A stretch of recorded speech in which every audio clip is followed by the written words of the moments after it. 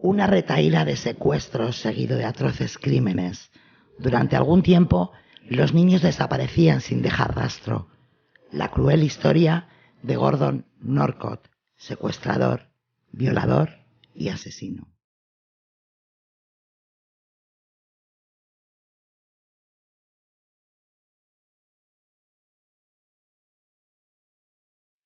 Hoy, en los sábados, mando yo, el asesino del gallinero.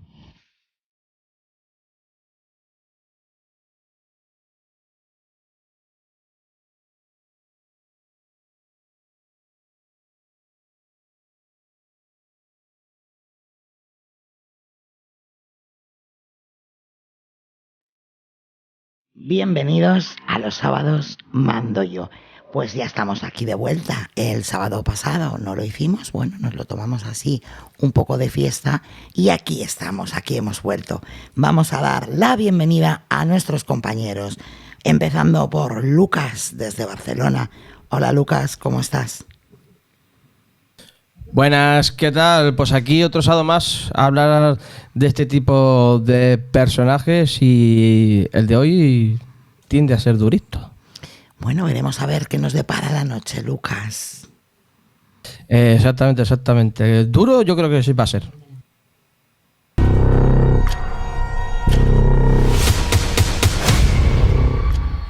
Y a las Islas Afortunadas nos vamos. Afortunada soy yo de tenerla como amiga. Hola Sara, ¿qué tal? ¿Cómo estás?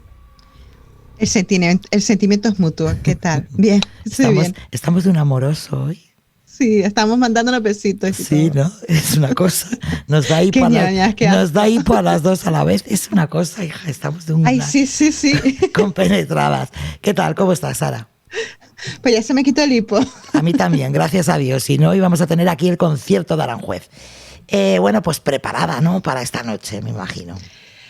Sí, es un caso durito, como dice Lucas, pero también surrealista. Hay un puntito ahí increíble que no lo ves venir, la verdad, sinceramente. Pues sí, así es. Hoy no tenemos a Javi, pero le vamos a mandar desde aquí un fuerte abrazo y un saludo muy, muy grande.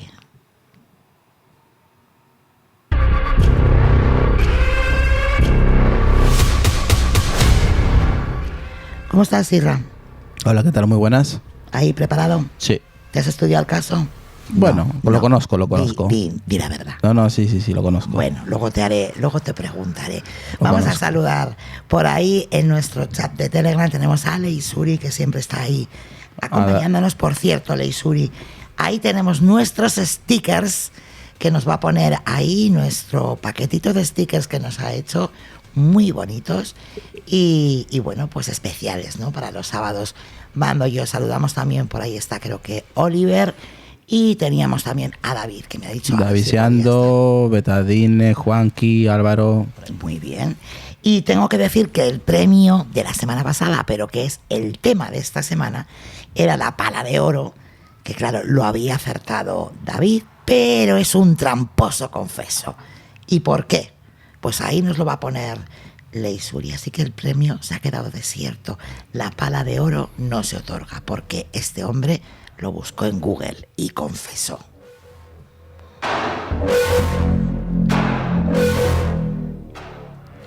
Bueno, pues ahí están nuestros stickers. Qué monos, ¿verdad? Ahí viene David a defenderse. Bueno, también quiero saludar por ahí a la gente que nos deja los comentarios, empezando por John Flaker, X, el hombre trípode, Nacho, Sami, Distancia, Bea, Diana Navarro, Guadalupe, Eva Ruiz, Luna Nuit, Sila desde Huelva, Emma, Lara, Georgina desde Venezuela, Diego Walken Miranda, que es de Argentina pero vive en Hungría, Nancy Monroy, que nos escribe desde Ciudad de México.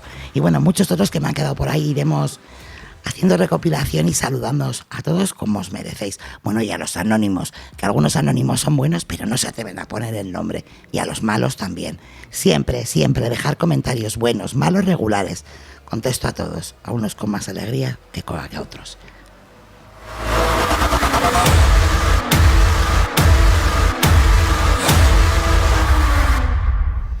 Pues eso dice David, tal cual. No tenía ni idea. Así seguimos jugando todos por la pala de oro, que es de lo que se trata. Pues eso, a jugar por la pala de oro. Bueno, pues vamos a empezar con el caso de esta noche. Como decía Sara, bueno, pues hay algunas peculiaridades. Y bueno, pues otra vez tenemos que hablar un poquito mal de la policía, Sara. En este caso tenemos que hablar muy mal de la policía, no solo por la labor, sino por el empecinamiento en creerse que tienen la razón o en cerrar un caso en falso. A ver, había prisa y decían, bueno, pues venga, vamos a cerrar aquí, veremos a ver qué es lo que pasa. No sé si saluda por ahí a Leisuri, pero como es mi hija, si no la he saludado, y si la he saludado, pues la saludo 2 veces. Venga, vamos a empezar con el caso de hoy. Venga, música.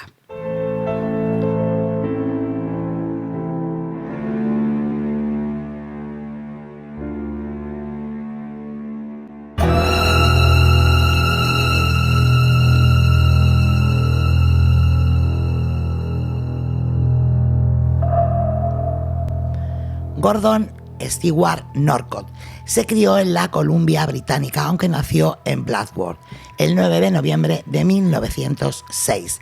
En 1924, Gordon junto a sus padres George y Sarah Louise se trasladan a vivir a Los Ángeles. Todo parecía normal en la infancia del pequeño Gordon, aunque años después llegó a asegurar que su padre le sometió a abusos sexuales desde los 10 años, algo que, según contó, condicionó su desarrollo sexual e hizo nacer en él numerosas perversiones.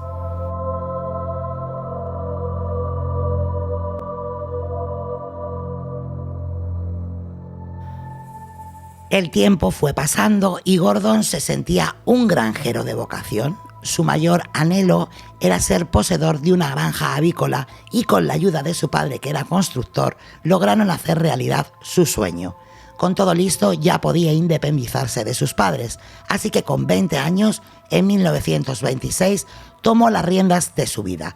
Se trasladó a su rancho en la localidad californiana de Wineville e invitó a su sobrino de 13 años, Sanford Clark, a vivir con él y ayudarle en las labores de la granja.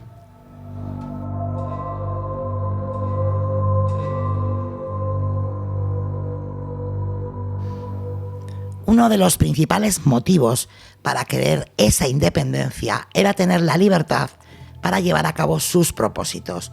Hacía tiempo que se sentía atraído por los cuerpos infantiles, fantaseaba en su intimidad con violarlos y maltratarlos. Fue así como se fue transformando en un depredador sexual.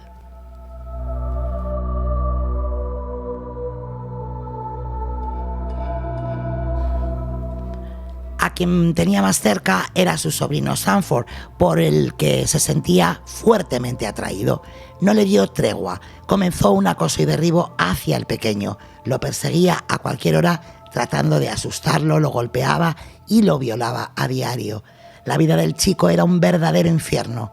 Se había convertido en el esclavo sexual de su tío y no tenía escapatoria.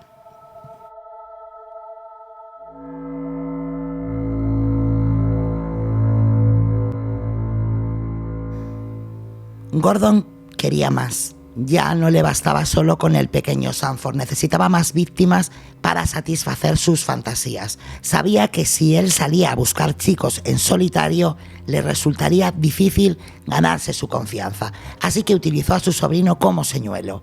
Ambos se montaban en la camioneta y paseaban por los alrededores en busca de algún niño que estuviera solo, y con excusas lograban que se subiera a la camioneta. Los pequeños se sentían tranquilos al ver que dentro había un niño. No imaginaban que estaban a punto de vivir la peor de sus pesadillas.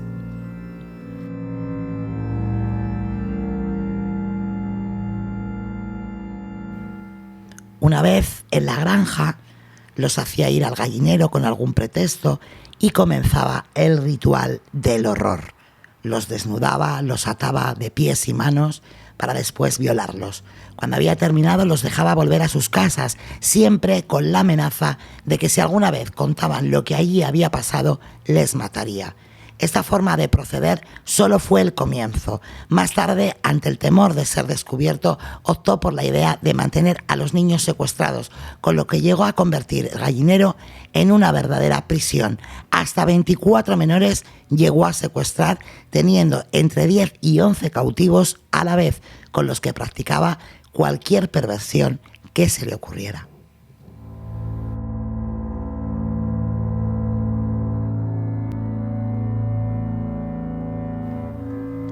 Y Sara, me voy a quedar ahí, porque ahora va a entrar en escena, bueno, pues otro personaje, ¿verdad? Pero fíjate, ¿no? Como, pues eso, hasta 24 niños secuestrados y mantener 11 niños allí dentro. Tenemos que decir que, bueno, era un rancho que estaba bastante alejado, así que por ese lado yo creo que, bueno, pues no lo tenía mal del todo para no ser descubierto, ¿no?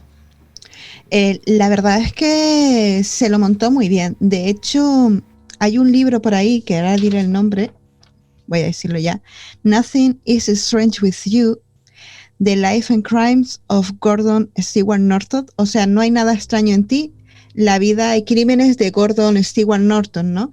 Que es de James Jeffrey, es del 2008. Ya aquí el autor dice que es un poco difícil saber de los primeros años de este chico, porque aparte de él era un mentiroso patológico y parece ser que no solo él, sino toda la familia en sí, ¿no?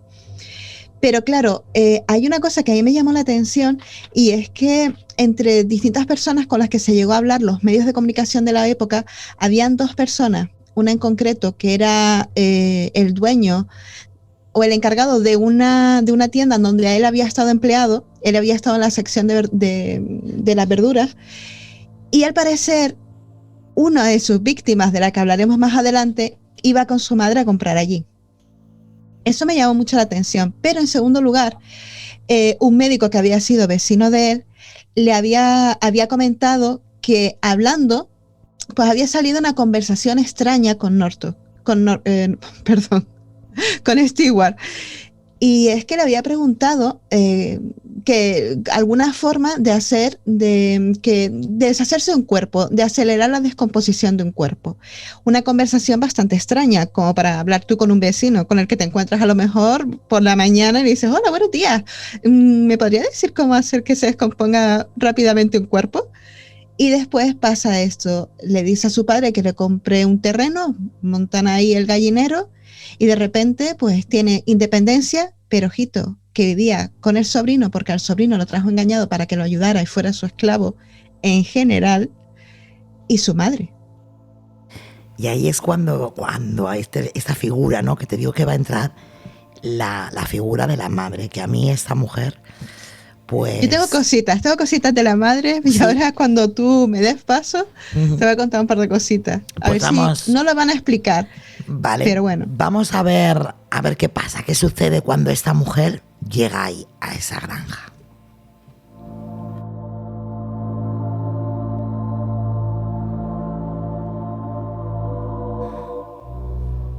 Todo marchaba dentro de lo normal en el mundo que se había formado Gordon, hasta que su madre, Sarah Louise, decide visitarle en el verano de 1928. Aquello iba a truncar los planes de nuestro protagonista. Ante la insistencia de su hijo de no acercarse al gallinero, Sarah comenzó a sospechar. Algo estaba sucediendo detrás de aquellas 4 paredes e iba a descubrirlo. Y así fue. En cuanto abrió la puerta del gallinero, se dio cuenta de todo e instó a su hijo para que liberara a aquellos pequeños. Gordon acató las órdenes de su madre y liberó a todos, excepto a 4. Walter Collins, de 9 años, al que había secuestrado en marzo, 2 hermanos, Lewis y Nelson Winslow, de 12 y 10 años, secuestrados en Pomona en mayo, y un chico mexicano del que se desconocen más datos, que había sido apresado unos días antes de los 2 hermanos. El 10 de marzo de 1928, Christine Collins regresaba a su casa después de su jornada laboral como operaria en una empresa telefónica. Allí vivía con su pequeño Walter, pero esta vez la casa estaba vacía. Walter había desaparecido. Durante más de 5 meses se buscó al pequeño sin éxito.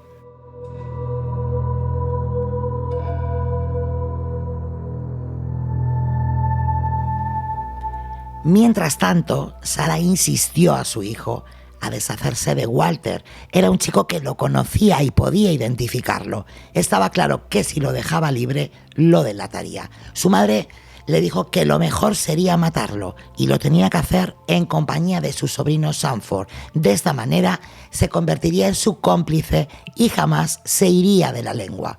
La idea de su madre le pareció la correcta, así que se armó con una escopeta, decidido a terminar con aquello. Pero su madre le advirtió que el arma haría demasiado ruido y podía atraer a curiosos no deseados. Le sugirió que utilizara el hacha que usaba para decapitar los pollos y obligó a su sobrino a matar a Walter. El chico no tenía fuerzas, le golpeó la cabeza contra un tronco, fracturándole el cráneo y los pómulos, llegando a reventarle los ojos, pero aquello no le causó la muerte a Walter. Incluso Sarah Louise participó en aquel despropósito. Al final tuvo que ser el propio Gordon quien acabara con la vida de Walter de un certero golpe.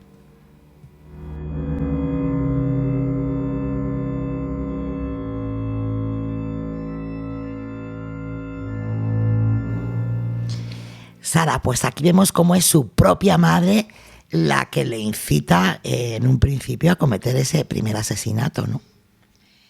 Sí, esto es lo curioso del caso. La madre, aparte de que le aconseja, o sea, en ningún momento parece que la madre le haya dicho, ¿qué estás haciendo?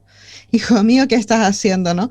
Sino que al revés asume lo que hace el hijo y le aconseja de que, por ejemplo, no utilice armas de fuego, porque al fin y al cabo sí había algunos vecinos alrededor que podría llamar la atención, podría, pues eso era más silencioso un hacha, ¿no?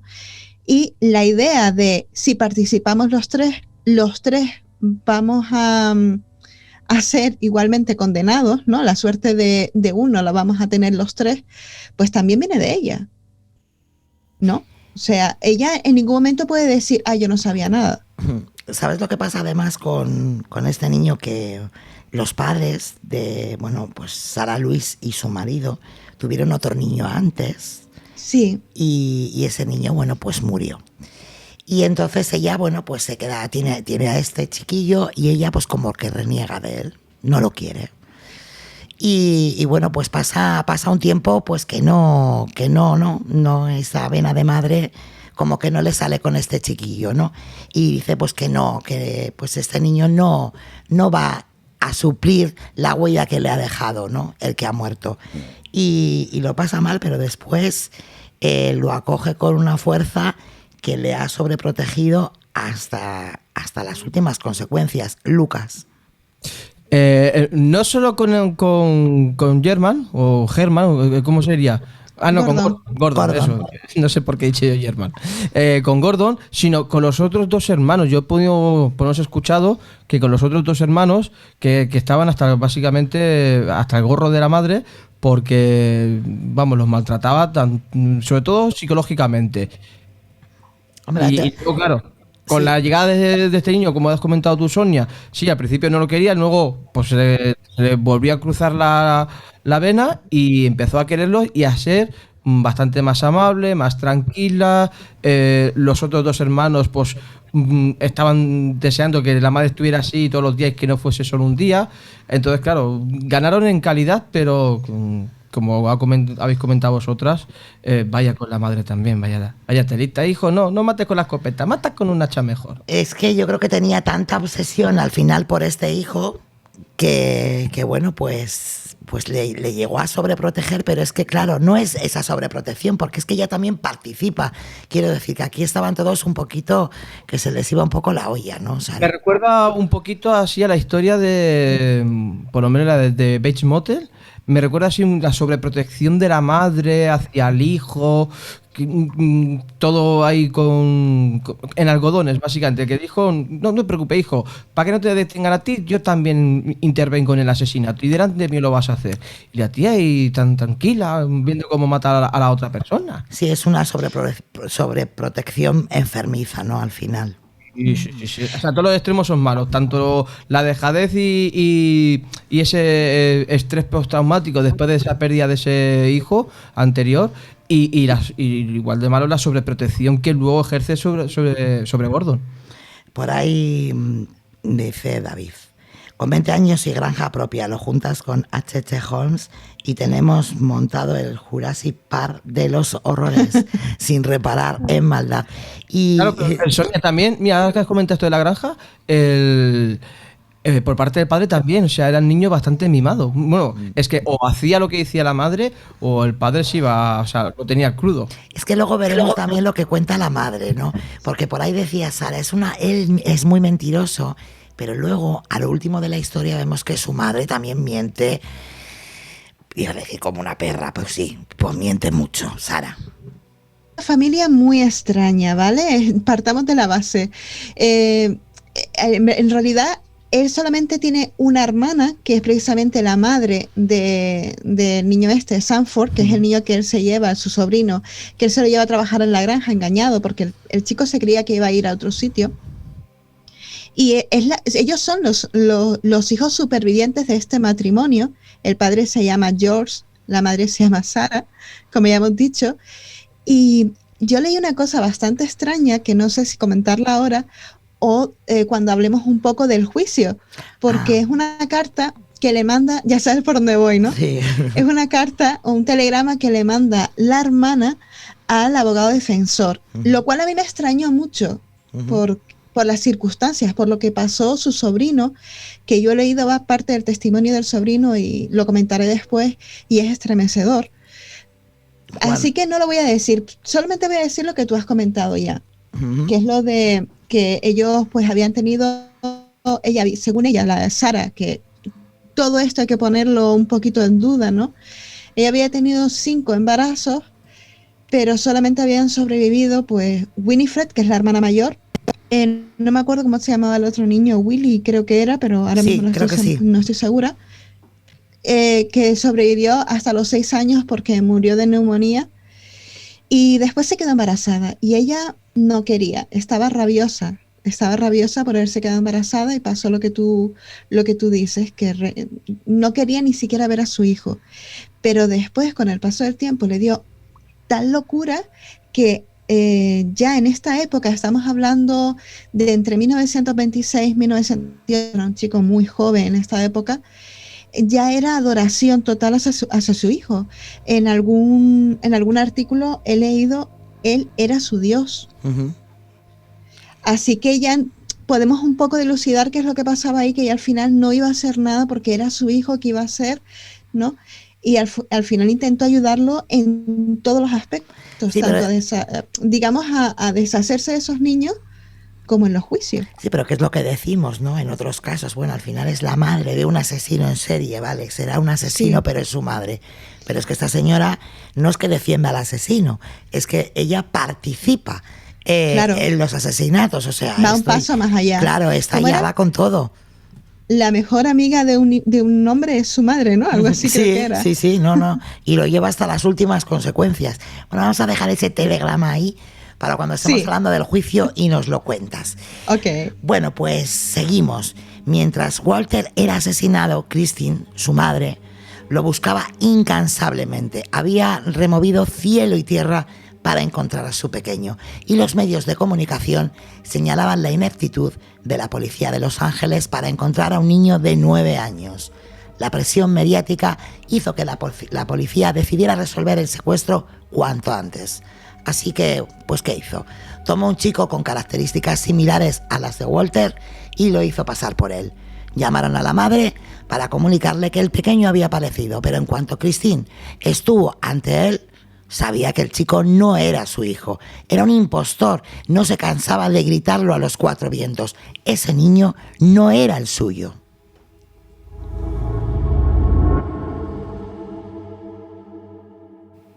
Christine acusaba a las autoridades de hacer un montaje para callarle la boca y así, bueno, pues lavar su imagen. Pero los investigadores la coaccionaron para que diera una rueda de prensa asegurando que acababa de encontrar a su pequeño, además de hacerle una foto junto al chico, que por ahí debemos de tener la imagen, Irra, de la madre con... Ahí la tenemos, ahí está, la madre con, bueno, pues con este chico, ¿no? Que supuestamente era su hijo. Sin embargo, Aquello no hizo que Christine agachara la cabeza. Siguió acusando a las autoridades de montajistas. En plena rueda de prensa, Christine declaró ante todos que aquel no era su hijo, mientras el chico se aferraba a sus faldas al grito de «mamá, mamá». El capitán de policía JJ Jones la convenció finalmente para que acogiera al niño durante un par de semanas y así determinar su identidad. Asustada y aturdida por los acontecimientos, Christine accedió a ello. 3 semanas después, la mujer no albergaba ya ninguna duda. Aquel chico no era su hijo. No tenía ni la misma estatura, ni siquiera las mismas cicatrices de su pequeño. Regresó a ver al capitán JJ Jones, incluso con los registros dentales que probaban que el niño no era Walter. Pese a eso, el capitán logró que fuera ingresada en el pabellón psiquiátrico del condado de Los Ángeles bajo un código de internamiento 12. ¿Esto qué significa? Este código es un término utilizado para internar a las personas que se consideran peligrosas tras alegar que la desaparición de Walter la había trastornado por completo.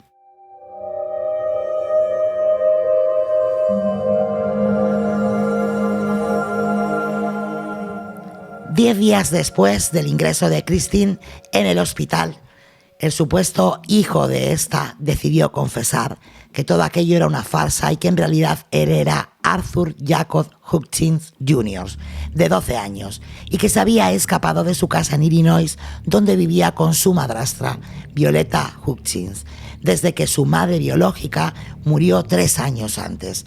Llevaba un mes vagando por ahí cuando en un café entabló conversación con un vagabundo que le hizo notar el parecido con el niño desaparecido Walter Collins, por lo que el muchacho, pues decidió hacerse pasar por él, con el fin de llegar a Hollywood para conocer a su actor preferido, Tom Mix.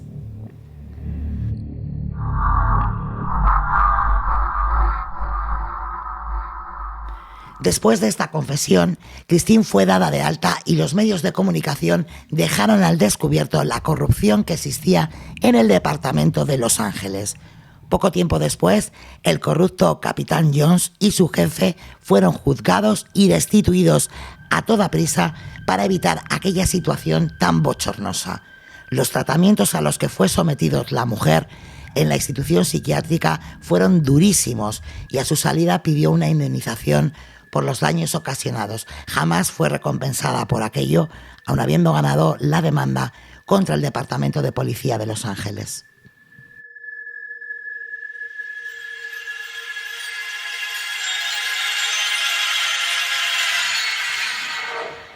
Bueno, pues os podéis imaginar los tratamientos a los que fue sometida, ¿no? Pues electroshock y todo lo que esto conlleva, Sara. Esta mujer vivió un verdadero infierno, no solamente ahí en la clínica psiquiátrica en la que, pues es internada, ¿no? Sino luego, como veremos, pues con el pasar del tiempo, ¿no? Sí, la verdad es que la vida de esta señora fue un infierno, porque realmente primero desaparece su hijo, que era un niño de 10 años.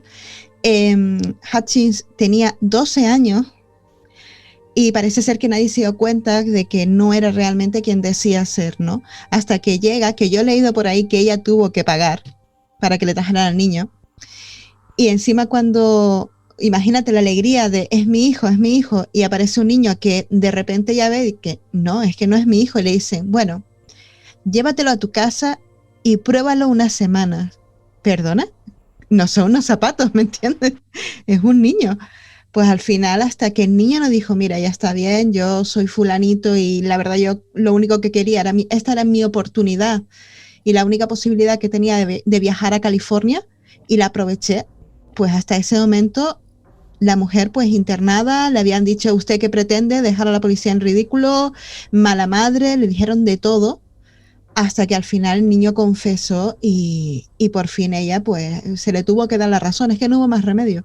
Claro, es que estamos hablando de una desaparición de un niño que, no es que sea un niño que ha desaparecido hace muchos años, quiero decir, eran meses lo que tarda en aparecer y ella sabía perfectamente que no era su hijo, o sea, es que no coincidía ni en altura ni en esas, porque el niño tenía 2 cicatrices además, que se había hecho, pues esto que cuando eres niño te caes, ¿no? Y te quedan ahí, y este niño no las tenía. Es que además, o sea, yo veo las fotos y también es la época, cómo le hubieran hecho las fotos, ¿no? Las modas, la forma de peinar a los niños y tal, y la forma de hacer las fotos también, ¿no? Que a lo mejor cierto parecido podía haber. En realidad lo que pasó fue lo que tú dijiste, es que alguien le dijo, oye, tú eres igualito al niño este, ¿no? Y el chiquillo dijo, pues para adelante. Pero realmente, ellos al principio, ella al principio y después, ella estaba empeñada en que esto tenía que ver con los compañeros de oficio, entre comillas, de su marido, porque había estado en prisión y tenía varios enemigos, ¿no? Y ella estaba empeñada en eso y estaba empeñada en eso. Y de repente aparece este niño y claro, qué maravilla. Pero no, es que no era, es que a mí me resulta tan surrealista que tú le digas a alguien, perdona, no es mi hijo, es que se han equivocado, no es mi hijo, y te digan, eres una mala madre, ahora que lo tienes aquí, no lo quieres porque realmente no lo quieres tener, no lo quieres criar, ¿en serio? Es que te la estaban acusando de haberse deshecho del niño prácticamente. Eso es, luego hablaremos un poco de la historia de esta mujer y bueno, pues de todo lo que se ha hecho, ¿no? De su historia. Y por ahí dice David, no, ojo a esta situación, que si yo fuera la madre en estas circunstancias y con esa presión, miedo me da que empezar a dudar de mí mismo. Claro, al final yo creo que hasta te planteas, oye, a ver si va a ser mi hijo, y en realidad es que yo me he vuelto loca, ¿no? Y sí que es mi hijo de verdad. Es complicado, Lucas. Sí, ya. Un segundito, Docas, un momentito, si no se me olvida. De hecho, ella habla con Northcott. Y después hablaremos de eso, si quieres, porque es un dramón. Sí, luego cuando él está en la cárcel, ella habla con él. Y bueno, otro cachondeo. Porque... Sí, otro cachondeo igual. Adelante, Lucas.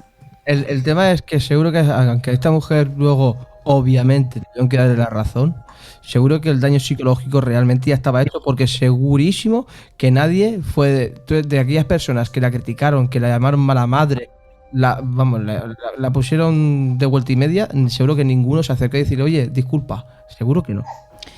Bueno, pues sea como sea, la verdad es que esta mujer fue luchadora hasta el final de sus días.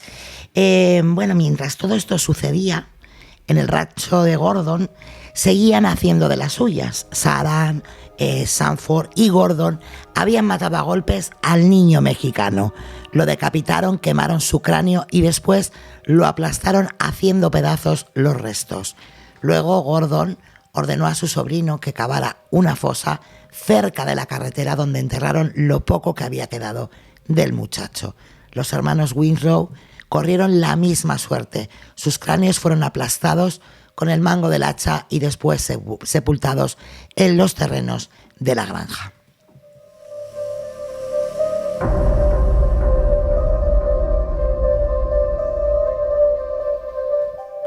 Tras haber terminado con la vida de los niños, Sarah regresó a Canadá, dejando a Gordon de nuevo solo con su sobrino. Pero entonces sucedió algo que cambiaría el rumbo de esta historia. Jessica, la hermana mayor de Sanford, tenía sospechas de que su hermano estaba siendo maltratado por su tío y así lo denunció ante las autoridades. Además, les informó que su hermano era menor de edad y que estaba como ilegal en Estados Unidos.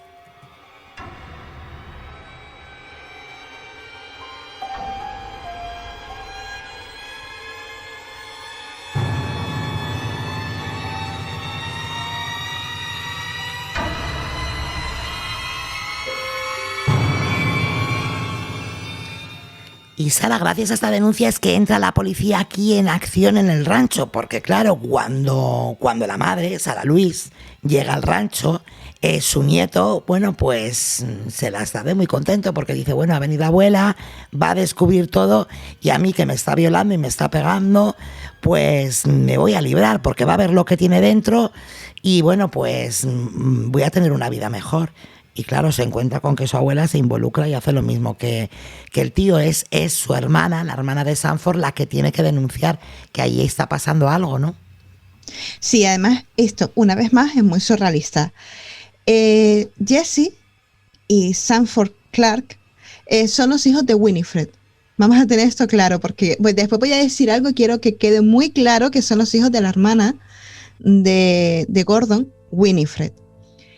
Jessie recibe cartas del hermano, por lo que sea, diciendo que está muy bien, que todo bien y tal, todo maravilloso. Por lo que sea, ella no se fía. Así que decide trasladarse a California, pues a dar unas vacaciones, vamos. Se queda allí unos días, una semana o algo así. Y en una de esas noches en las que digamos que Sanford se escapa, empieza a hablar con la hermana y le empieza a contar todo, desde los abusos sexuales a lo que había tenido lugar, o sea, esas muertes, ¿no? Esos asesinatos. Sara se queda unos días más, Jessie se queda unos días más y huye de allí, o sea, se va de allí y lo primero que hace, según llega a Canadá, es hablar con la policía, que al principio no le hace mucho caso y después va al consulado y la única vía que encuentra para que le hagan caso y las autoridades estadounidenses se muevan es decir, mi hermano es ilegal y que Gordon también es ilegal. Es un inmigrante ilegal, ellos son de Canadá, ¿no? Y ahí es cuando se empieza a mover todo y se empieza a investigar todo. Pero yo leí por ahí que había sido Winifred y tal, pero de ese pelo yo no estoy muy segura. Solo lo he leído en un sitio, en un artículo. En el resto siempre he leído que fue su propia hermana, que creo que tenía 19 años, la que se movió para proteger a su hermano. Sí, Winifred también hay que darle de comer aparte, ¿eh? Bueno, pues ahora nos cuentas también sobre esa otra hermana. Yo lo que he leído y hasta donde he podido llegar es eso, es que su hermana es la que, bueno, pues lo denuncia, pero fíjate, ¿no? Qué curioso, le está diciendo, mi hermano está siendo víctima de malos tratos, de violaciones, de abusos, y la policía no hace nada, solamente se mueven cuando suena la palabra ilegal. Estás ilegal en Estados Unidos y es cuando vamos a entrar al rancho.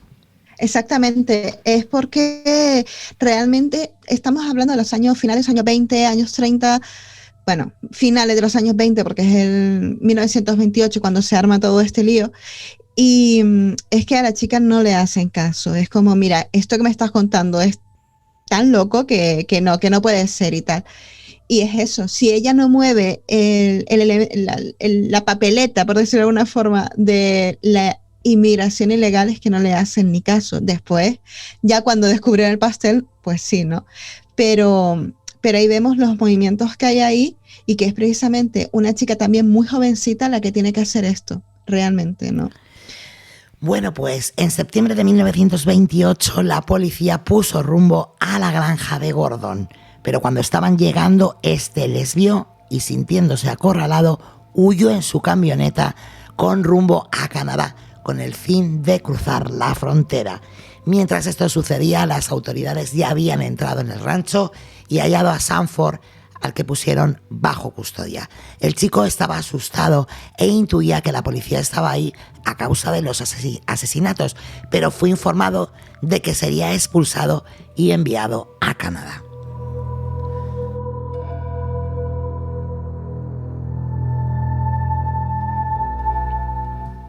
Fue entonces cuando Sanford decide relatar las hazañas de su tío.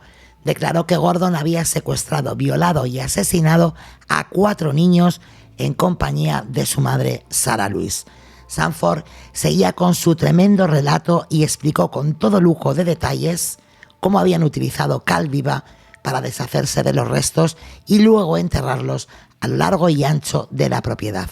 La policía tenía serias dudas sobre su confesión. Todo parecía más fruto de su fantasía que de una cruel realidad. Aunque uno de los detectives decidió ponerle a prueba y le pidió que le llevara al lugar donde se encontraban los cuerpos sepultados. El chico les llevó hasta ellos. Le obligaron a cavar, sin demasiada fe en encontrar nada. Pero cuando aparecieron los primeros huesos, supieron que aquello no era fruto de las mentiras, sino una cruel realidad.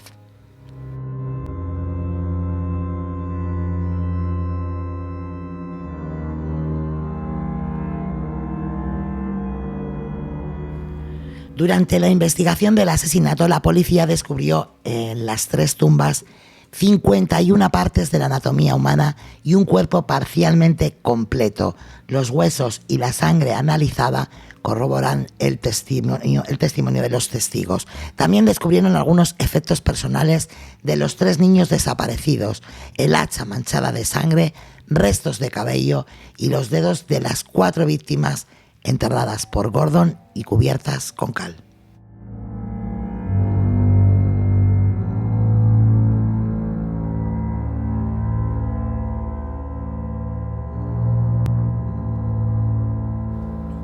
Mientras esto sucedía, Sanford había realizado una extensa declaración sobre los asesinatos y había identificado a través de una larga serie de fotografías a Walter Collins y a los dos hermanos Winslow. La policía pidió una orden de extradición sobre Sarah Louise y una orden de arresto para Gordon, que seguía en paradero desconocido. Gordon se había ocultado en casa de su hermana, que al enterarse de los hechos lo denunció, y es así como la policía canadiense pudo detenerle. Fue apresado en Vernon, en la Columbia Británica, desde donde fue extraditado. Largas horas de interrogatorio donde se mostró tranquilo dieron como resultado que aceptara los crímenes, no sin antes inculpar a su madre y a su sobrino.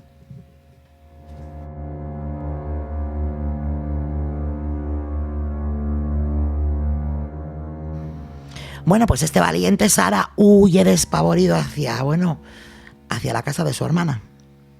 Exactamente, y de eso quería hablar yo. Huye a casa de la hermana.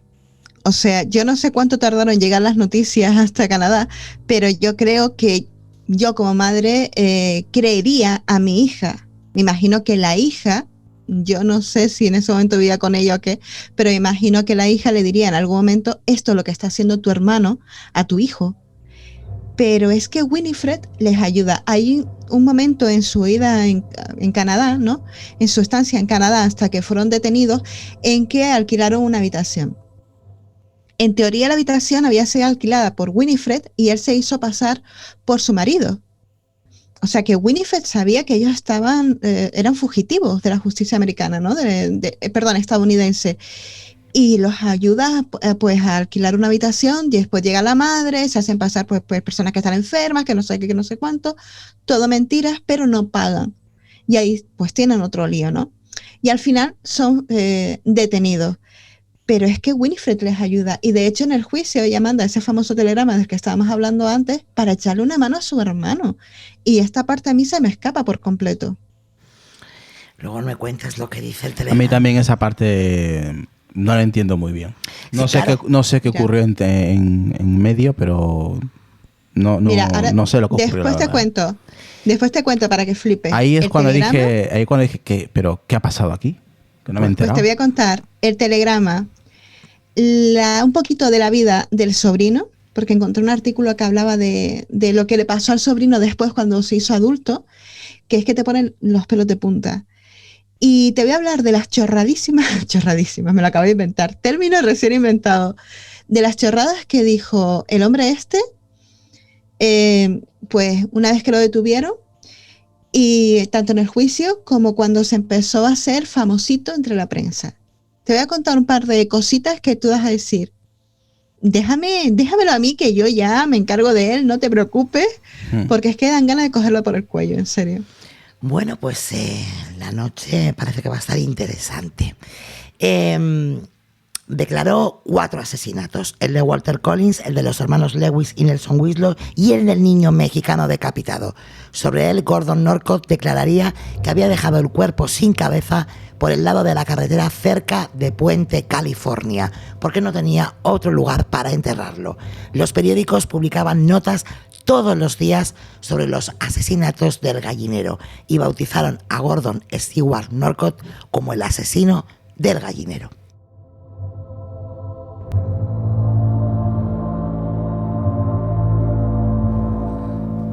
Sarah Louise confesó los asesinatos.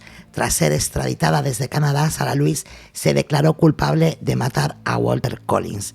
Más tarde se retractó de su declaración, al igual que Gordon Norcott, que había confesado haber matado a los 4 niños, pero no le sirvió de nada. El juez del Tribunal Superior de Morton la condenó a cadena perpetua el 31 de diciembre de 1928. No la ejecutaron porque era una mujer mayor. Cuando escuchó la sentencia, Sarah Louise, espérate porque aquí viene todo lo que cuenta esta señora. Sarah Louise alegó que su hijo era inocente e hizo una serie de reivindicaciones estrambóticas sobre su parentesco, incluyendo que era un hijo ilegítimo de un noble inglés, o que ella era la abuela de Gordon y que había sido el resultado del incesto cometido entre su esposo, George Sirius Norcott, y su hija, Y también declaró que cuando era niño Gordon había sufrido abuso sexual por parte de toda la familia. Total, que esta mujer da varias versiones, Sara, que es lo que decíamos antes, que si el hijo mentía, yo no sé si la madre no mentía más, porque fíjate todas las versiones que da. Llega a decir que es la abuela y que este chico es fruto de las relaciones incestuosas de su marido con su hija. Sí, sí, sí.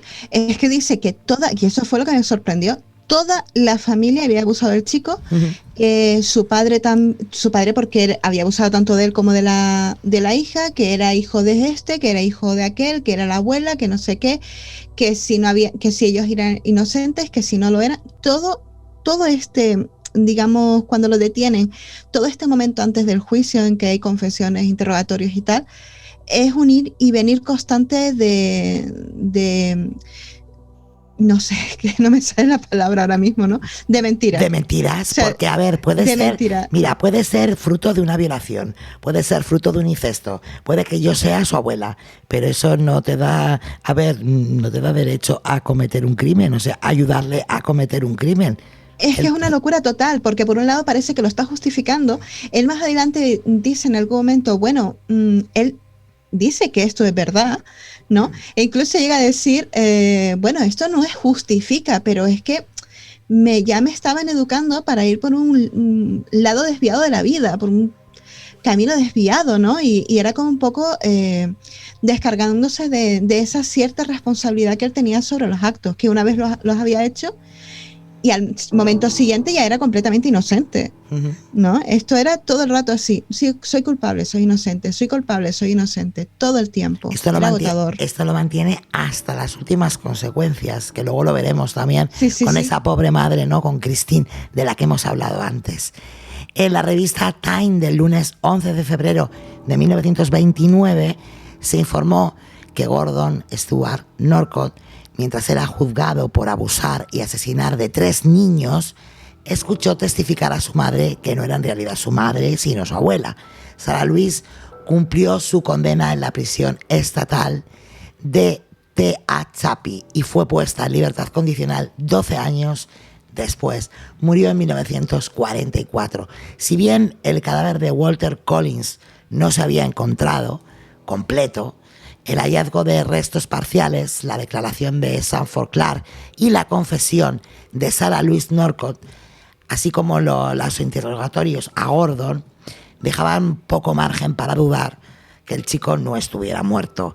En la granja se encontraron incluso sus zapatos. De esa manera las autoridades y el estado de California llegaron a la conclusión de que Walter Collins había sido asesinado. Al cadáver del niño mexicano se le conoció como el mexicano descabezado y nunca se averiguó su identidad.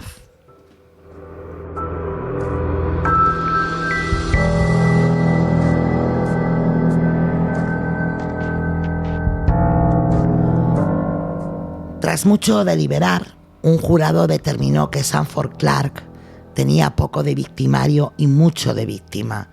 A fin de cuentas, había sido obligado por Norcott, quien lo había violado y golpeado por años. El chico fue sentenciado a 5 años de prisión, recluido en una institución especial y liberado poco tiempo después. Los fragmentos de cadáveres que se recogieron en las fosas cavadas en la propiedad de Gordon nunca llegaron a ser presentados como pruebas en los juicios, debido a que Sarah Louise ya había confesado y fue condenada por el asesinato de Walter Collins. No era necesario presentar pruebas en relación con el asesinato de este chico.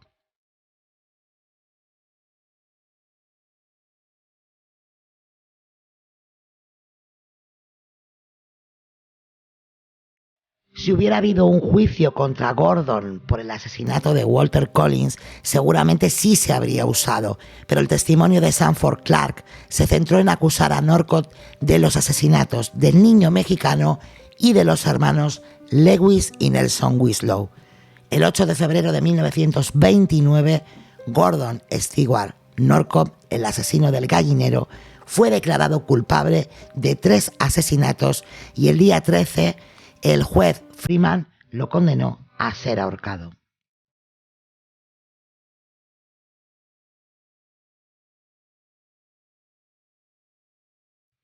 Christine Collins tuvo por primera vez la esperanza de que su hijo Walter podría estar vivo poco después de una entrevista que sostuvo con Gordon Norcott, ahí que me decía antes Sara, ella incluso llega a hablar con él, ¿no? Pues aquí viene.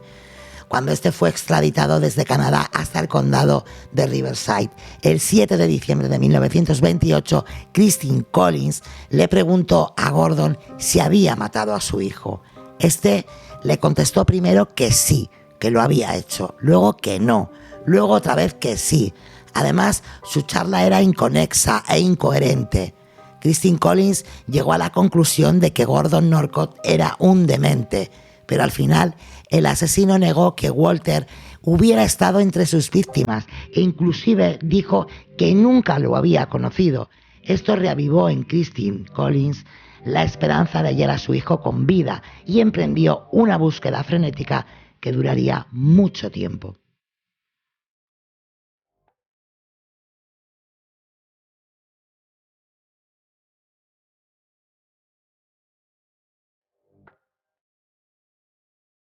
Pero 2 años después, en septiembre de 1930, Gordon Norcott le envió a Christine Collins un telegrama diciéndole que había mentido cuando negó que Walter estuviera entre sus víctimas. Se comprometió a decir la verdad sobre su hijo si ella iba en persona a escucharle. Apenas faltaban unos días para su ejecución. La angustiada madre movió todas las influencias a su alcance para obtener el permiso y lo consiguió.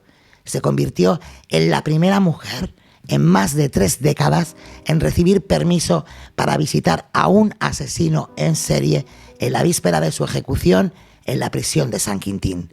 Pero a su llegada, él se negó. Yo no quiero verla, dijo cuando Christine se enfrentó a él. Yo no sé nada sobre eso, soy inocente. Un artículo periodístico de la época relataría lo siguiente. La mujer, perturbada, se indignó por la conducta de Gordon Stuart Norcott. Todo lo que me dijo fue otro paquete de mentiras, pero asombrosamente la negativa de Norcott, a decir más, reavivó la esperanza de que su hijo aún estuviera vivo. Realmente Sara la estaba volviendo loca, que sí lo he matado, que no lo he matado, que sí lo he matado. Y la estuvo engañando hasta el último momento. Es que es un psicópata, es que no hay más. De hecho, a mí lo que más lástima me da, bueno, es que es verdad que fueron la madre, pero creo que también Sanford reconoció entre las fotos que le habían dado la de Walter, ¿no? Sí. Reconoció a Walter y a los 2 hermanos Winslow. Uh-huh. Sí, pero realmente yo me imagino a esta pobre mujer. Primero, la que le montaron con el niño aquel que no era su hijo. Después yendo a ver a este hombre que había matado a otros niños, diciéndole, mira, no, yo no he matado a tu hijo, ¿eh? Y después ese momento final en el que le dice, ven, y después, mira, no quiero saber nada de ti. Es que esto es tan loco todo, pero todo es tan loco, ¿no? Y yo me imagino la vida de esta mujer tuvo que haber sido en estos momentos horrible. Horrible, porque horrible. A ver, al machaque de la pérdida de tu hijo es el machaque constante de este señor que tan pronto te dice que sí lo ha matado como no, más la prensa, más todo lo que, pues lo que vivió, ¿no? De que hemos relatado hasta ahora, ¿no? De la historia de la pérdida de su hijo. Increíble la historia de esta mujer que se merece. Y claro, se agarró a un clavo ardiendo con tal de pensar que su hijo estaba vivo. Y es que había aparecido también un niño que había sido víctima de él. Uh-huh. En verdad, Norcott al principio no mataba a los niños. Al parecer se dedicaba a secuestrarlos, a abusar de ellos y después los dejaba libres. De hecho, en el juicio aparecieron 2 testigos, ¿no? Sí, ahí y tengo... Claro, sí, dime. Apareció un niño y ella dijo, bueno, si ha dejado algunos libres, pues el mío puede estar entre ellos, ¿no? Pero es que nunca apareció. Ay, el día de la ejecución, como un último detalle macabro, antes de que el verdugo accionara la palanca para abrir la compuerta que dejaría caer su cuerpo, Norcott gritó a la gente allí reunida que por favor dijeran una plegaria por él. Excepto el capellán de la prisión, nadie más lo hizo. Gordon Stuart Norcott, el asesino del gallinero, fue ejecutado el 2 de octubre de 1930 dentro de los muros de la prisión de San Quintín, donde también fue sepultado. En 1935, y aquí es donde, perdón, te he cortado antes, 5 años después de la ejecución de Gordon, un chico que había residido en Wineville y había desaparecido fue encontrado vivo y presentado ante las autoridades. Tras su desaparición se había especulado que era otra víctima del asesino del gallinero, al igual que las autoridades especularon acerca de muchos otros niños desaparecidos en ese lapso de tiempo en el sur de California. Tras reencontrarse con sus padres, el chico declaró haber sido llevado a la granja de Norcott, haber sido golpeado y violado y finalmente liberado. Aterrado y avergonzado, se dedicó a vagar por las carreteras y terminó muy lejos de su pueblo, hasta que había decidido regresar para buscar a su familia. Para salvaguardar a su familia y al chico del estigma de haber sido violado, las autoridades declararon que el chico se había escapado de la granja, lo cual jamás, pues declaró ante las autoridades, ¿no? Esa afirmación fue reproducida por los periódicos y sirvió nuevamente para que Christine Collins ahora abrigara la esperanza de que su hijo Walter podía haber escapado de su verdugo y que quizás algún día aparecería. Siguió buscándolo por el resto de su vida, nunca lo encontró y murió sin aceptar el cruel destino de su hijo. El último registro de Christine Collins fue en 1941, cuando intentó cobrar el dinero por la sentencia contra el capitán Jones en el Tribunal Superior y le dijeron que el policía jamás había pagado un centavo. Después de que Arthur Hopkins, el niño suplantador, ¿os acordáis?, alcanzara la edad adulta, se dedicó a firmar autógrafos en las ferias. La gente acudía a tomarse fotografías con el falso Walter Collins. Aquí todo el mundo hace negocio. Finalmente regresó a California como entrenador de caballos y jinete. Murió de un derrame cerebral en 1954, dejando esposa y una hija. Esta última llegó a declarar: mi padre estaba lleno de aventuras en su mente, para mí nunca hizo nada malo. Sanford Clark, el sobrino, sirvió en la Segunda Guerra Mundial y luego trabajó durante 28 años para el Servicio Postal canadiense. Se casó con una chica llamada June y él y su esposa adoptaron y criaron a 2 niños. Estuvieron casados durante 55 años. Sanford Clark murió en 1991 a los 78 años de edad. Fue enterrado en el cementerio de Woodland, Saskatoon, el 26 de agosto. Debido a la gran repercusión del caso y a la publicidad negativa, Wineville cambió su nombre por el de Mira Loma. O sea que el pueblo ya no se llama Wineville, es Mira Loma, el 1 de noviembre de 1930. Sin embargo, nombres como Wineville Avenue, Wineville Road, Wineville Park y otras referencias geográficas aún recuerdan el antiguo nombre de la población y con ello los crímenes que allí ocurrieron. Este caso que os estamos contando hoy inspiró a la película El intercambio de Clint Eastwood, protagonizada por la actriz Angelina Jolie.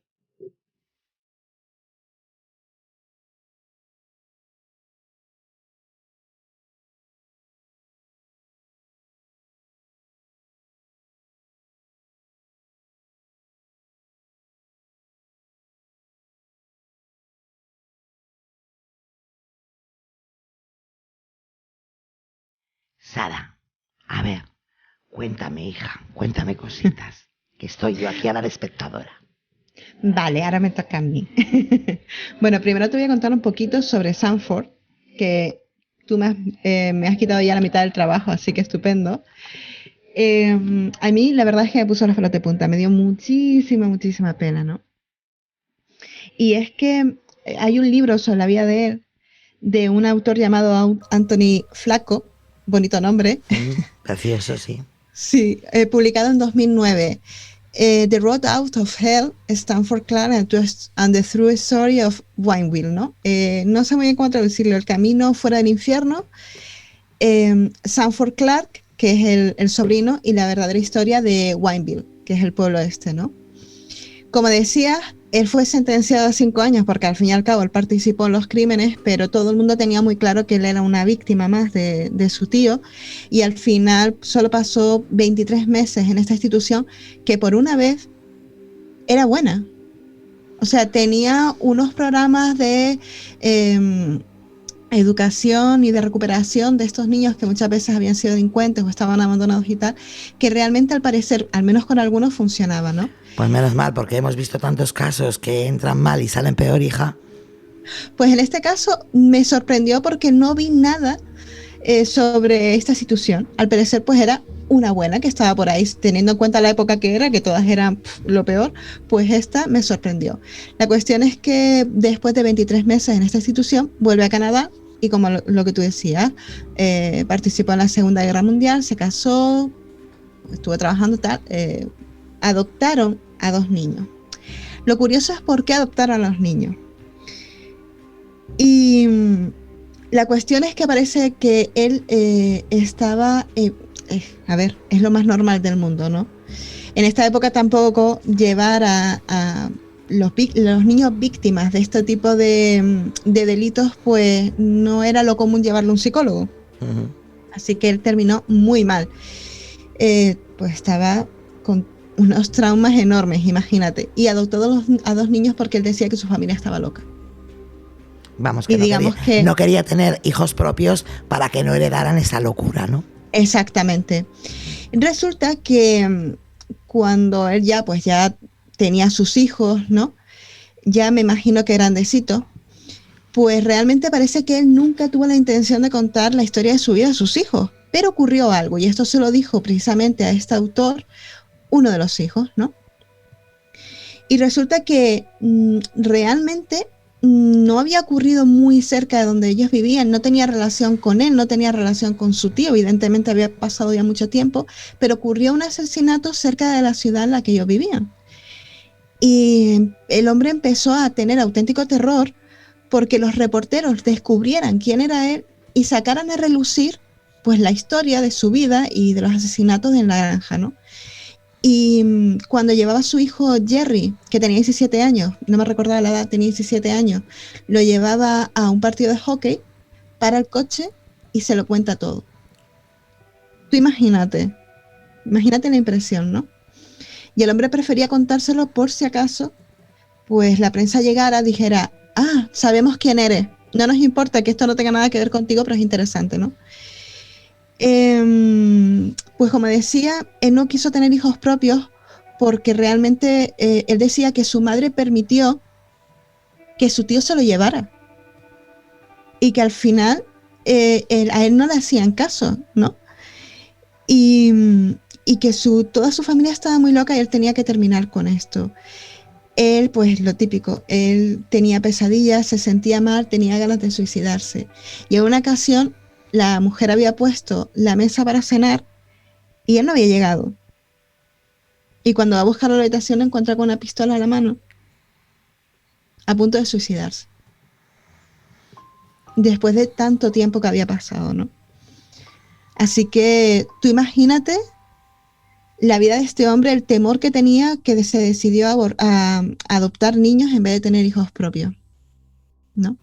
Y este libro pues trata de la historia de él.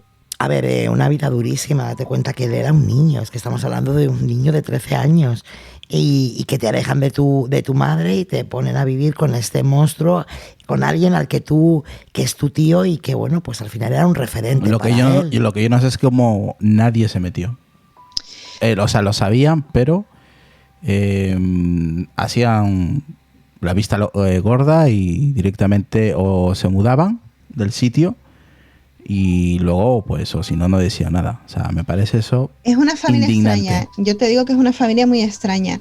Realmente yo creo que la única ayuda que tuvo Sanford, porque él llegó con 13 años y se fue con 15. Cuando detienen al tío tiene 15 años y ha estado esos 2 años viviendo una auténtica tortura. todos los días. Es que son todos los días y varias veces, ¿eh? Porque es que él, Sí. o sea, él le mandaba a dormir, el pobre chico no dormía pensando en que en cualquier momento iba a entrar este monstruo, y es que fueron 2 años de continuos golpes y continuas violaciones, hasta que ya este señor se buscó otro entretenimiento, pero claro, el entretenimiento que se buscó, aparte de secuestrar, era hacerle cómplice de asesinato, ¿no? Exactamente. No. En el juicio, perdona. Sí, Lucas. No, sí. En el juicio llega una parte también que es estremecedora, que es cuando él sube a declarar. Juicio en el que el abogado de Norcott fue despedido y adivinad lo que pasó. A ver, ¿qué pasó, hija? ¿Qué pasó? ¿Se defendió él mismo? Exactamente. No me digas, hija, qué básico. Yo también lo sabía. Qué básico, hija. ¿Qué te Bambi de la vida? Jolín, de verdad, vaya tela. ¿Se ha explicado si pasó algo en ese cuando se supone que la hermana queda con el abuelo y se supone que lo va a ayudar a pasar a Canadá en un barco que les había dado el dinero y todo, pero no sé qué pasó, que los paró el tío este, nunca mejor dicho, y él para el coche y se lo lleva al chaval de nuevo a casa. O sea, ¿qué es lo que pasó ahí? ¿Por qué el abuelo no hizo nada? ¿Qué es lo que ocurrió ahí? ¿Cómo sabía el que estaba por ahí? Ay, pues no sé esta historia. Yo tampoco. ¿No conocéis esa historia? No. No. ¿Dónde has leído eso, hija? Me quedaba así un poco, no sé a qué te refieres. Sí, ahí lo que yo estaba escuchando, que comentan eso, que es que cuando la hermana va a visitarlo, porque había mucho tiempo ya que él no lo veía, y pasaron 2-3 años y se dio cuenta de que su letra no cambiaba, iba peor. Y entonces la hermana se extraña y lo visita. Y durante varios días intenta sacarle un poco información. Y con el paso de los días ella se va a la cama de su hermano y poco a poco le va sacando todo, ¿no? Hasta que ella se entera del todo y claro, ella flipa. Pero claro, y durante esos días, no sé el tiempo que estuvo, se había gastado el poco dinero que tenía. Entonces, claro, no podía sacarlo. Salió fuera, llamó a su abuelo, al abuelo, que no quería saber nada, lo intentó convencer para que le ayudase y le mandó dinero. Pero claro, pero no alcanzaba para los dos. Entonces ella quedó con el hermano, mira, yo me marcho y el abuelo te va a recoger y te va a llevar y nos encontramos en Canadá. Pero Tengo otra versión. Pues yo conozco esta versión. Y en ese trayecto no sé cómo el tío aparece, el animal este, por decirle de alguna manera, aparece, el abuelo para el coche y lo entrega. Y se da media vuelta y él piensa que se lo van a cargar. Pues dije, de esta no salgo. Y lo deja ahí encerrado, porque ya se había enterado de que la hermana se había pirado y llama a la policía. Entonces, claro, la hermana empieza a explicarle al gobierno de la embajada, a lo que es la embajada, y entonces, claro, él, como ya se ha dado cuenta de que la hermana sabe, pues él coge sus cosas y empieza a decirle al chaval que empiece a meter todo en el maletero. Entonces, claro, fue cuando ya la policía va. Él ya no estaba, se había marchado y van a revisar en la parte de la casa donde está ahí escondido el chaval. Yo tengo otra versión. Yo tengo esa esta versión. no la conozco. A ver, la versión de Sara. Yo tengo la versión que contaste tú, es decir, la hermana va a pasar unos días con ellos y al final, porque ella estaba mosqueada por las cartas, ella decía que sí, siempre estoy bien, y al final ella estaba muy mosqueada, pero es que hay una historia también que yo no sé qué pasó ahí, que cuando eran niños, en un momento dado, Norcott había ido a casa de la hermana de Winifred, que tenía 4 hijos, ¿no? Y según cuenta el abuelo, la niña esta, Jessie, decía que quería matar al tío. E incluso le había intentado golpear con un palo o algo, ¿no? Como sea, que la niña estaba segura de que no quería al tío, que se lo quería cargar. Y a mí me llamó mucho la atención esta decisión tan firme de una niña, y me llamó la atención porque pensé, esto es una prejuicios míos, vamos a decirlo así, ¿no? Una especulación totalmente mía, 100%. Me dio la impresión de que él a lo mejor ya había hecho algo, ¿no? A lo mejor, aunque es una chica, pero me dio la impresión de que ella o había visto algo o él había intentado hacer algo, no sé. Más bien, pensé. supongo que habría visto algo, porque yo creo que con las niñas no tenía el tipo no. de problema. No, porque además él siempre había sido, quiero decir, tampoco se ocultaba, de que le gustaran los chicos. Era fíjate, por aquellos años. Creo que se llegó a ir a Las Vegas, que es donde hay la vida loca, y básicamente se acostaba con el que podía. Sí, quiero decir que no se ocultaba para nada. que en aquellos años que dices, bueno, es más, tenía buena labia. era como llevarlo oculto y sin embargo él, bueno, pues no tenía ningún problema. Sabía dónde moverse. Damos la bienvenida ahí a Raúl en el grupo de Telegram que se acaba de unir, y a la gente que quiera unirse, pues bueno, pues eso, que está ahí el grupo de Telegram. todas maneras, los sábados mando yo oficial. ¿Cómo se entera la hermana? Porque cuando quedó con el abuelo y el hermano quedaron en una fecha. Entonces él tuvo que estar aguantando X días hasta que llegó el día, y él esa noche no podía ni dormir de lo nervioso que estaba. Por diciendo, ya se va a acabar, ¿no?, este infierno durante 3-4 años aproximadamente. Entonces cuando llega el día por la madrugada, está despierto, no duerme, y pues por la mañana escucha el coche del abuelo y se va con pues el abuelo. Yo lo que te estaba diciendo era que llega la hermana y en un momento dado él se lo cuenta todo y la hermana pues ya le toca irse, se va. Pero es que todo en Canadá, pero la verdad es que no sabía si por lo que yo he leído, no he leído la historia de quién la viene a buscar ni nada de eso. Entonces en este momento, para mí el abuelo no aparece en ningún momento. Pues sí, espera, que todavía no ha acabado. Entonces cuando el chaval se va con el abuelo, él está en la parte trasera, está pues eso, todo agitado, asustado, y dice, pues por fin ya me marcho, ¿no?, de aquí. ¿Y qué pasa? Que no sé cómo, esa es la parte que yo no entiendo, no sé cómo él aparece, el tío. Aparece y hace que baje del coche el chaval, y el abuelo se va, lo deja, y el chaval se va. Entonces, en esa fecha, como había quedado en ese día y a esa hora, la hermana preocupada, no viene, el abuelo me ha engañado, me ha mentido. Entonces ella no sabe qué hacer. Dice, si voy, pues igual ni llego a tiempo. Entonces llama a la embajada y se pone en contacto y le empieza a explicar todo, ¿no? No toda la historia, lo que le había contado el hermano. Y es cuando la policía va inmediatamente a toda prisa a la casa del tío. Sí, pero la policía no va porque, eso es lo que he contado yo antes, no va porque la hermana le dice que a su hermano le están violando y le están golpeando. Es la historia que yo conozco, ¿eh? No, pero es que ya te digo yo cómo es. En realidad la policía, la historia no la pongo en duda, ¿eh? Pero la policía lo primero que hace es ir porque están ilegales. Por eso entran al rancho. Y cuando, de hecho, él, semanas antes de que la policía llegara, que eso no lo sabía el sobrino, había movido junto con la madre los restos del lugar, ¿no? Por eso cuando Sanford empieza a contar la historia, realmente no encuentra en un principio, pues todo lo que él había dicho no se correspondía porque no encontraban los restos donde él les había dicho precisamente, ¿no? Pero cuando la policía llega, que creo que es la de inmigración, Sarah y Northcott se van hacia la línea de bosques y él le dice, como tú te muevas de aquí, te disparo, te estoy vigilando.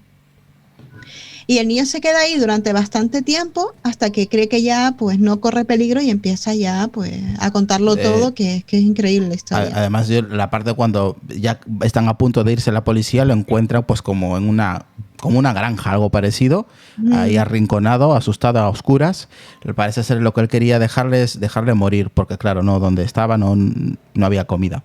Entonces, esa era la intención del tío, que él se muriera de hambre, básicamente, por eso lo dejó ahí, porque él pensaba que se lo iban a cargar. Luego hay otra historia donde él ya luego, no sé si lo habéis contado, que él ya de mayor, pues eso, se casa. Sí, tiene un hijo, sí lo habéis contado, ¿no? Sí, eso ya lo hemos contado. Como estás aquí con las luces y el sonido, pues no está lo que está. Oye, a mí lo que me sorprende es este niño, todo lo que sufrió y que no tuvo luego posteriormente ninguna conducta delictiva ni nada por el estilo. A mí me sorprende la dureza que tenía, o sea, este niño, lo rápido que creció a nivel mental, sufriendo con todo lo que sufrió en esos 3-4 años. A mí me parece alucinante. Bueno, a ver, al final quiero decir, él tiene que hacer su vida, ¿no? Pero ahí hemos visto, ¿no? Como nos decía Sara, que estaba al borde del suicidio, que no ha querido tener hijos porque no heredaron esos genes enfermos, ¿no? Según él. Así que yo creo que ahí llevaba una buena penitencia. Sí, yo también he estado leyendo, que he salido un momentillo antes, nada, 2 minutillos, y no sé si lo habéis comentado, el cadáver que tiene él antes de irse a Los Ángeles, el cadáver que deja por el camino. ¿El del niño El mexicano? del niño mexicano, ¿no? Es que no sé si era el mexicano, que llevaba parte del cuerpo en el coche y todo. Ah, eso es una historia que yo creo que sé cuál es. Eso es una historia que contó Sanford, el sobrino. Sí, exactamente, sí. A ver, yo por lo que Vale. puedo escuchar en los audios más o menos de 1 hora y media así, que hablaban primero de los primeros asesinatos y luego de todo lo que hizo este hombre en la granja y tal, ¿no? Y en la primera parte comentaban esto de uno de los asesinatos que él tuvo sobre todo porque este niño o este adolescente no quiso hacerle caso a él o no quiso hacer lo que Sanford o sea, el tío le dijo y le cortó la cabeza y lo llevaba ahí en el Sí. coche. Que es cuando Sanford sí que vio lo que había y él tan contento que fue al coche y le dijo, mira lo que tengo aquí. Se pensaba que era algo de comida y resulta que era una cabeza cortada. Sí, ya sé a lo que te refieres, ya sé a lo que te refieres. Cuando Sanford es llevado o queda bajo custodia, él empieza a contarlo todo, ¿no? Sí. Uno de los, digamos, que realmente aparece un cuerpo fue el de, se le llamó así, el niño mexicano o el chico mexicano. Era un chico de unos 15 años, ¿no? Ujú. Entonces, la historia de Sanford, y es la versión de él, porque realmente después hay otra versión que es del propio tío. La versión de Sanford es que el tío se fue. O sea, cogió el coche y se fue a Los Ángeles, ¿no? Y no le dijo ni para qué, ni nada. Cuando llega, le dice, he matado a un hombre. Y lo lleva hasta el coche y coge un cubo que tenía allí y le enseña la cabeza de esa persona. Y le dice que ha dejado el cuerpo, que es en una zanja y tal, que es el sitio este donde decía Sonia. Otra versión es que obliga al sobrino a deshacerse del cuerpo. Y según esta versión de Sanford, es que él hace una fogata y deja la cabeza pues allí entre las llamas bastante tiempo para después deshacerse de los restos, rompiéndolos con un hacha.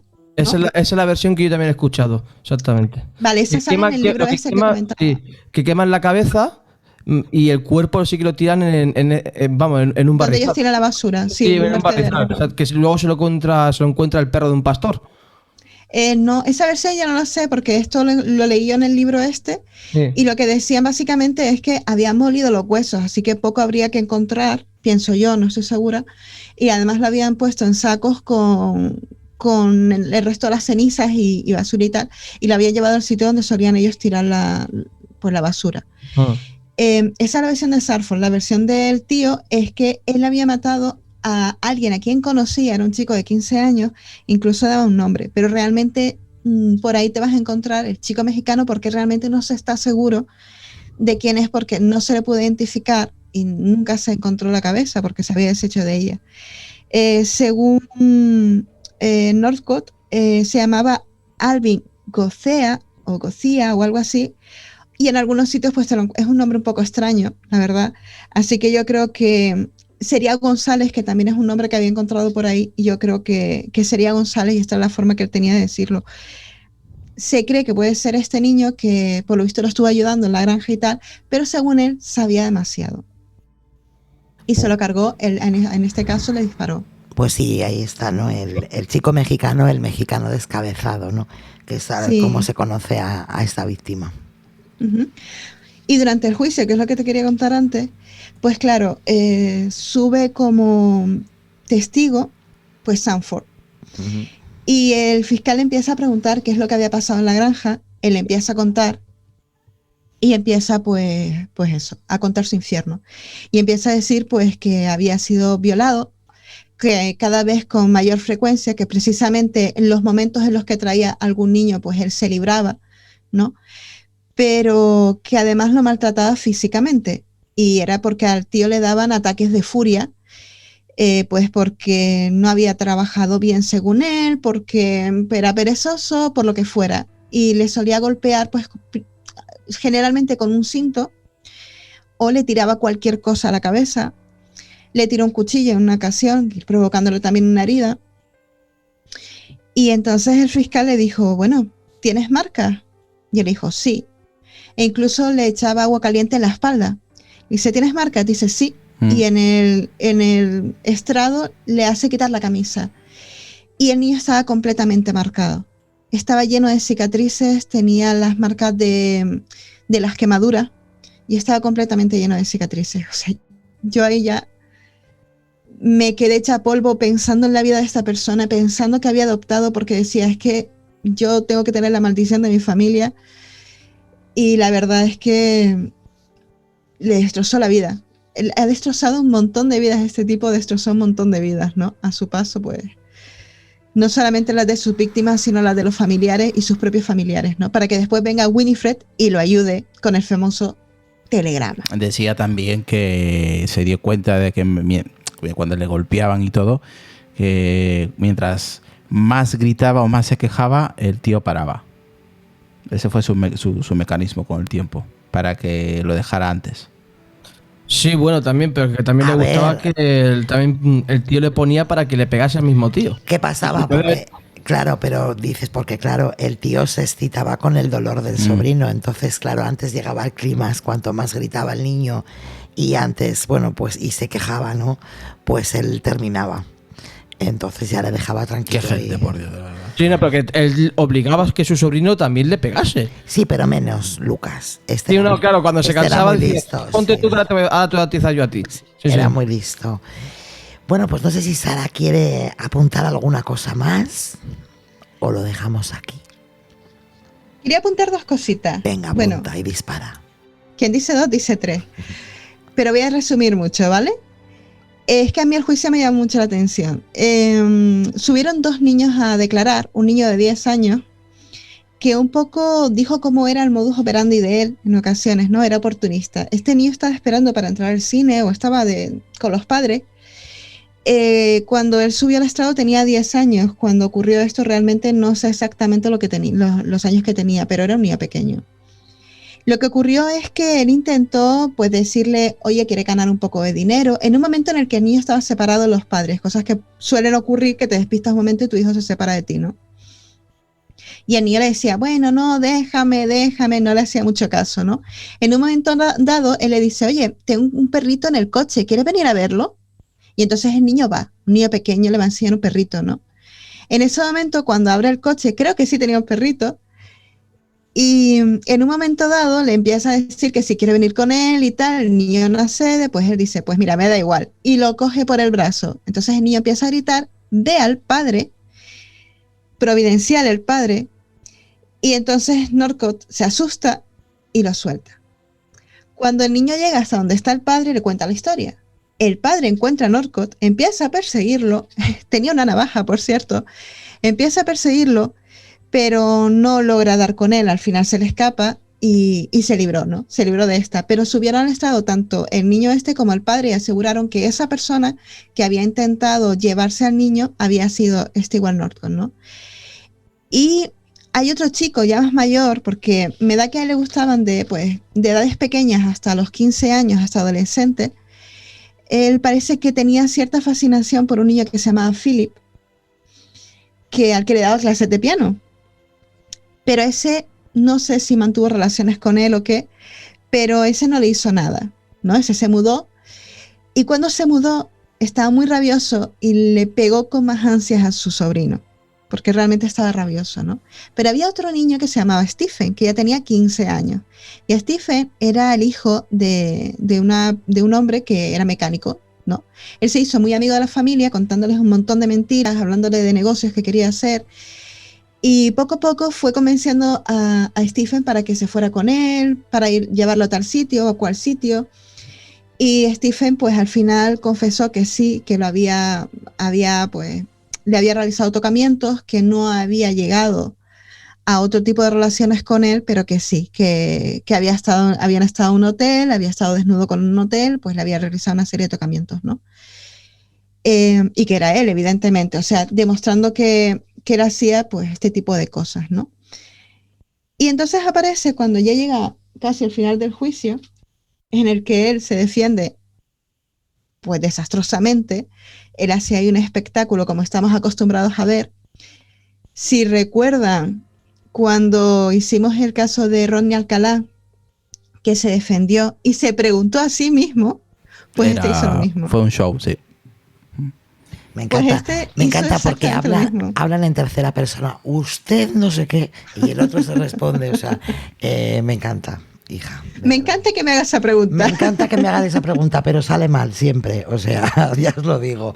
Es mejor que os busquéis un abogado. No, O dos. o dos. Importante. Bueno, pues resulta que en el juicio él pues se pregunta a sí mismo y empieza de repente a montarse una teoría de la conspiración. Pues atiende a lo que había dicho la madre diciendo que él era hijo de su hermana, que si el padre pues había abusado de él, que su madre, su buenecita madre, al final como una mujer de 60 y pico años puede convertirse de repente en una asesina, que de qué estaban hablando. Y su defensa fue dirigida, o la dirigió, a dos vertientes, inocencia y locura. Por si fallaba alguna, pues inocencia y locura, ¿no? O sea, un espectáculo. Pues en un momento dado, pues dijo que la policía había hecho un complot contra él. Así.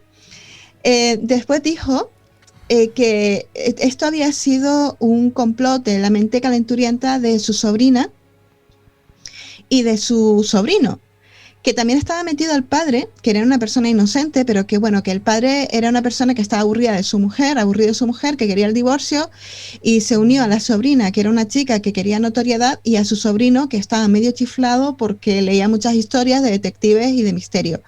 Y él era una pobre víctima de estos tres locos que querían pues ser famosos. Así. Tengo una locura más todavía, más bonita sobre él, ¿vale? Y después llega el telegrama. Cuéntame, amiga. Es que esto es una locura, en serio. Entre más leo, más digo, pero si al final es que Clark tenía razón, esta familia está muy mal. Eso nos dicen por aquí, ¿no? Que, el tema de hoy, ¿no? Sí, es una familia disfuncional totalmente. El telegrama. Resulta que casi al final del juicio, Winifred le manda un telegrama de 3.000 palabras, pedazo de telegrama, al abogado. Un telegrama. Al abogado. Un telegrama de 3.000 palabras. Un telegrama. A mí también me sorprendió que le llamaran telegrama. Y eso no es una misiva, dossier. por lo menos. O dossier, por lo menos. Dossier. Bueno, venga. Yo también me quedé así, vamos, un telegrama. Yo pensaba que eran 4 líneas. Sí, Nos claro. vemos en tal sitio. Stop. Venga, a ver qué decían las 3.000 palabras. Yo lo voy a resumir, ¿vale? Que coste. Mejor. Bueno, contó la historia, un dramón que no veas. Entonces dice que ella explicaba la historia de su familia, Winifred, cuando su hijo había enseñado le voy a decirlo en inglés, las cicatrices que tenía por todo su cuerpo, ¿vale? Después de eso, su hermana se decide a escribir este dossier de 3.000 palabras defendiendo en parte al hermano, lo cual es que me parece ya a estas alturas increíble. Ella dice que pobre es su hermanito, ¿no? Prácticamente, que su padre era un hombre muy violento, que sufría de fuertes dolores de cabeza, un ateo declarado, o sea, lo peor, mientras que su madre venía de un ambiente muy religioso, casi fanático, ¿no? Y que tenía muy vívida imaginación. Eso te lo compro, Winifred. Pues según ella, sus padres se separaron tras 5 años de matrimonio. Winifred ya había nacido, pero volvieron juntos tras la muerte de Willy, que era el niño que estábamos hablando antes, que había muerto de neumonía. Esto ya me parece una locura si es verdad. Bueno, esto no. O sea, Sara pues creía que Dios la había maldecido, no hacía más que llorar, esto lo entiendo, ¿no? La cuestión es que cuando ella se entera de que se ha quedado embarazada, yo en un principio leí mal. Pensé que había sido él, o sea, el marido, el que había intentado que abortara. Pero no, habían sido los dos. Ella empezó a hacer ejercicios como loca, cabalgar, empezar a saltar como una loca, que digo yo, ¿por qué no intentas abortar con los remedios que había antes para abortar? Que alguna habría, ¿no? Pues no, ella intentó hacerlo en plan fitness. Y no lo consiguió. Y nació, pues, Gordon. pues lo que tú decías antes, ¿no? Dice que no lo quería ni ver, que tal, que no, que estaba muy rabiosa, incluso que el marido le había dado tal patada en la espalda que le había provocado una lesión en la columna. Pero de repente, ella lo que empezó a sentir por el sobrino, por el hijo, era una auténtica devoción, ¿no? Y esto lo contaba Winifred, contaba más historia. Por lo que creo, Winifred no dijo que ella fuera la madre de Gordon. Hasta ahí no llegó. Pero sí que su padre era una persona muy violenta, etcétera, etcétera. Pues como la familia era así, parece que no se puede demostrar tampoco que el relato de Winifred evidentemente fuera verdad. Pero pasó algo. Y es que Stewart recibió este telegrama, entre comillas, y dice, está loca. Y lo tiró al suelo. Hizo una bolita y así. Y la tiró al suelo. Así que yo dije, bueno, pues vale. Claro, decimos, está justificando o defendiendo o excusando a su hermano.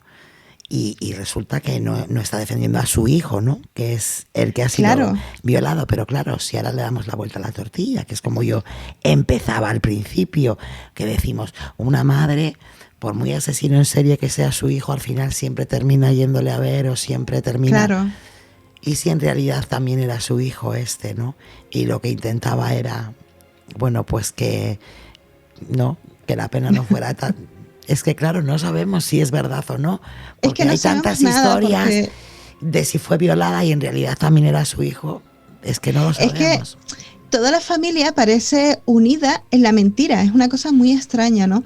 De hecho, había familiares que decían, pero si a este niño siempre lo han tenido lleno de lujos, la familia hacía todo lo que podía con él. De hecho, es el padre el que le compra a la granja, los terrenos. Y cuando la mujer sale 10 años después, se va a vivir con él, ella vuelve con su marido. Así que no sabemos si era talogro, si no lo era. Es una familia muy extraña.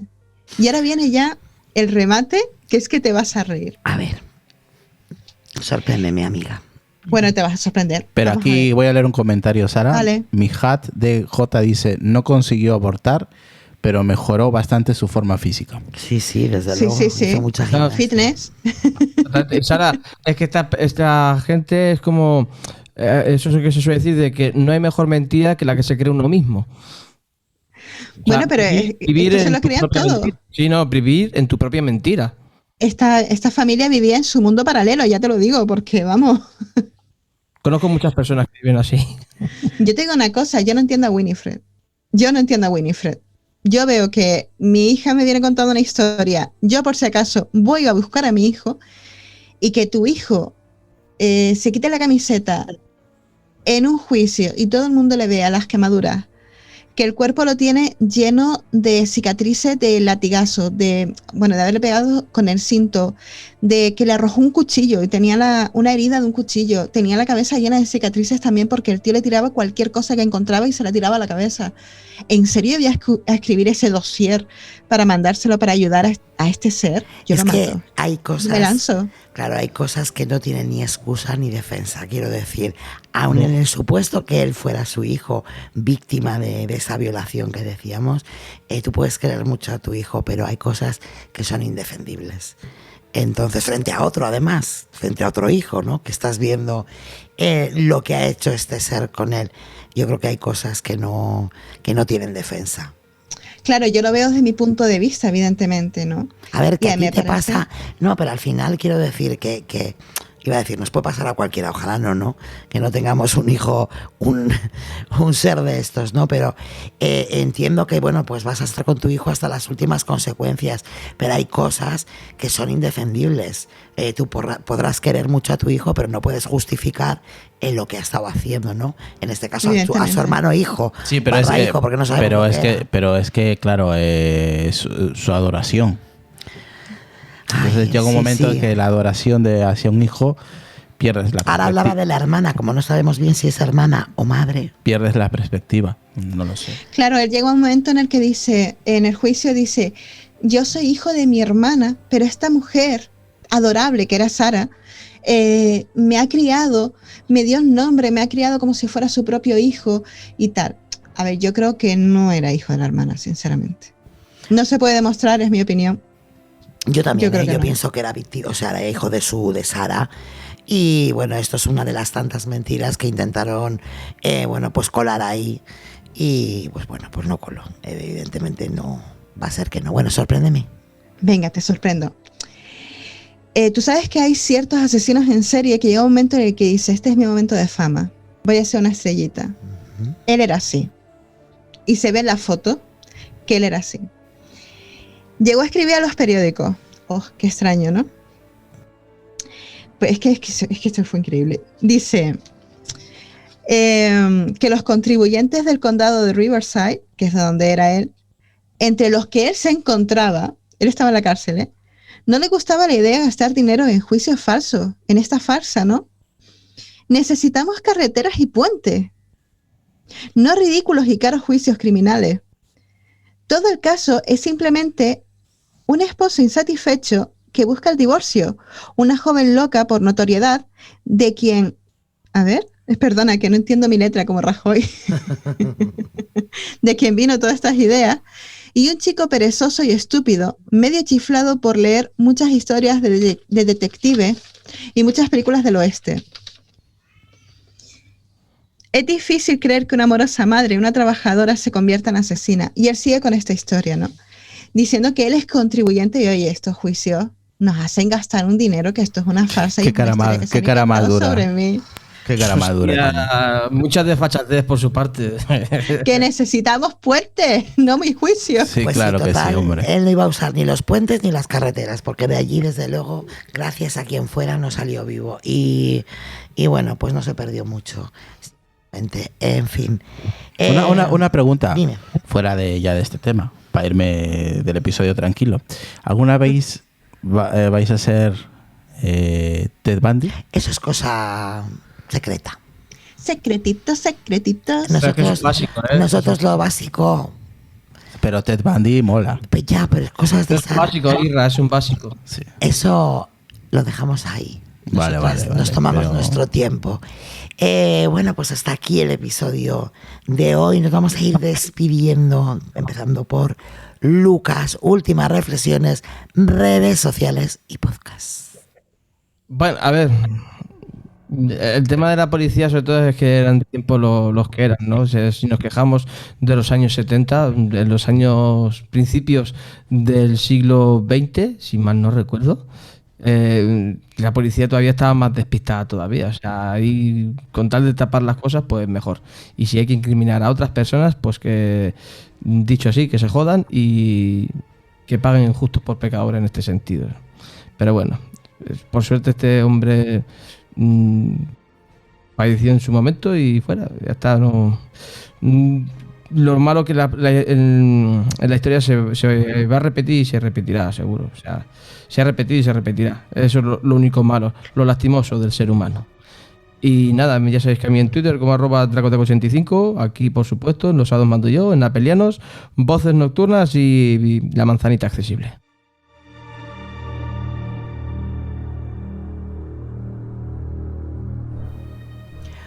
Pocos podcasts me han parecido, se me ha hecho muy corto y Lucas, no sé qué te diga. Alguno, no sé si no se te habrá olvidado o es que lo has dicho muy tranquilo, no sé. Muy tranquilo, lo he dicho. Va a ser- Apeliano, Los Sábados Mando Yo, La Manzanita Accesible y Voces Nocturnas, y ya está. Sí, sí, fíjate, otras veces me parece a mí como que más, no sé. Sara, dígame usted. Yo solamente voy a decir una cosa. Tachamos un nombre de la lista de la muerte y tenemos más, muchos más.